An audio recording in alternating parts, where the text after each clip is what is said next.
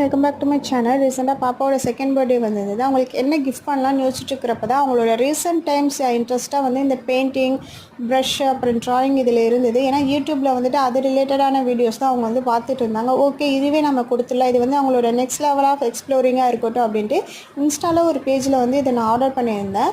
மொத்தம் 400 சம்திங்க்கு வந்து ஆர்டர் பண்ணியிருந்தேன். எல்லா செட்டுமே வந்துட்டு ஃபோம் அண்டு ஸ்பாஞ்ச் யூஸ் பண்ணி கொடுத்துருந்தாங்க. அதனால் கிட்ஸ்க்கு வந்துட்டு ரொம்ப ஹார்ம்ஃபுல்லாக இருக்கும், கையில் கிழிச்சுப்பாங்க அப்படின்ற பயமே நமக்கு தேவையில்லை.